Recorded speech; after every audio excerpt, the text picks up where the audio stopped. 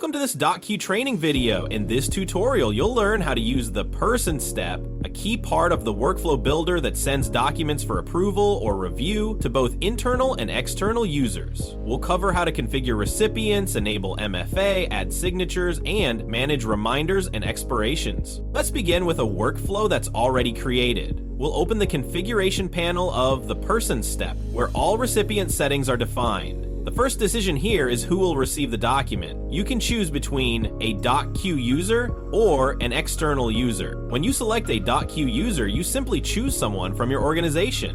Once the workflow runs, that user can receive the email notification and approve or reject the document directly from my queue. If you select external user, you only need to provide a name and an email address. When the workflow is executed, DocQ automatically sends a secure access link, allowing the recipient to review and approve or reject the document, even without having a DocQ account. At this point, it's important to understand that the person step can be configured with or without variables. Variables act as placeholders that pull information from earlier stages of the process. They allow recipient details, such as name or email address, to be filled automatically when the workflow starts. These variables typically come from templates selected in the workflow.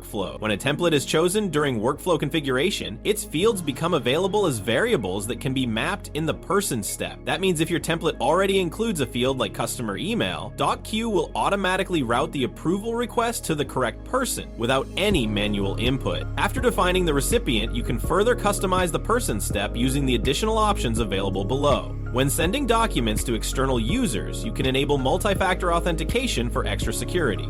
With MFA enabled, the recipient must enter one-time password, OTP, sent by email before accessing the document. After accessing the document, the recipient can review it, select the required signature, and choose to either approve or reject. If the approval must include a signature, enable require signature on approval. If a signature field wasn't added during the initial setup, you can still include it later while the document is pending approval in my queue. To do that, first open the document and go to the Sharing tab. Within the Sharing tab, there are two different actions, each serving a different purpose. At the top, you'll find the Read Own Recipient section. This option is used to share the document for viewing only. Here you can add DocQ users or external users and control basic sharing settings such as attaching the document to the email, adding a message, and setting an expiration time. Once configured, clicking Share sends an email to the recipients. When the user receives the email, they can see the message and the attached document, then access the document and view its content without being able to make changes. Further down in the same Sharing tab, you'll find the Share for Signature button. This option is used exclusively to collect signatures. Clicking Share for Signature starts a signing flow by adding one or more signature steps. For each signature step, you define the recipient, DocQ user or external user, whether MFA is required, and how signatures are collected when there are multiple recipients. All must sign, or anyone can sign. In this flow, most options are the same as in read-only sharing,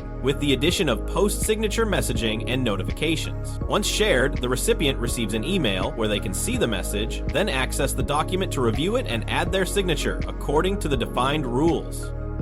Back to the workflow, the person step allows you to include files in the approval email using two different options. First, you'll see the Attach the document to the email option. This option controls whether the main document generated by the workflow is sent as an email attachment. Separately, you can add additional files by clicking plus Add Attachment. When adding an attachment, you have two sources. File from metadata. This option attaches a file coming from an attachment variable in your workflow. If no template with an attachment variable is selected, the drop-down will be empty. After selecting a template that includes an attachment variable, the metadata field becomes available and can be chosen. Now, let's see how this works in practice. In this example, the workflow is triggered when a user accesses a web form linked to a template. The user fills in the required fields and uploads a file into the attachment field defined in the form. When the form is submitted, DocQ automatically creates the document based on the template, stores the uploaded file as metadata, and triggers the workflow using the configuration already defined. When the workflow reaches the person step, the file is pulled directly from metadata and included as an attachment in the approval email.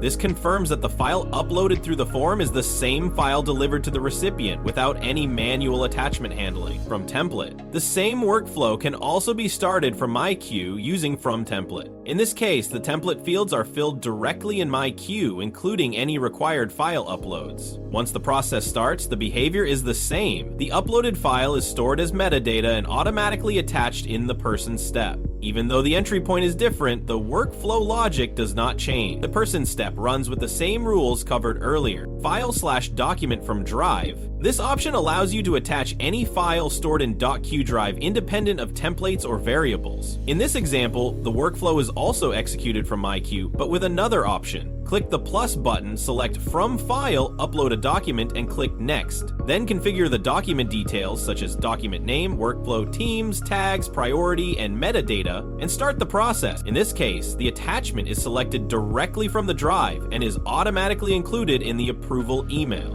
Next, let's look at the email and notification settings available in the person step. Here you can define an expiration time, which controls how long the approval request remains valid. For example, you can set it to 5 days, after which the request will expire automatically. Below that, you'll find the reminder option. When enabled, DocQ automatically sends reminders to destination users if the review is still pending. Documents can be accessed from MyQ. Here, you can view, for example, the document status, such as in progress or completed, and check which workflow step the document is currently in. When you open a document, use the right side panel and select History. Inside Document History, you can see detailed information about each workflow step. For example, in a person step, the history clearly shows the current workflow step, person, who the document is waiting for, and the step status, such as open, and that's it.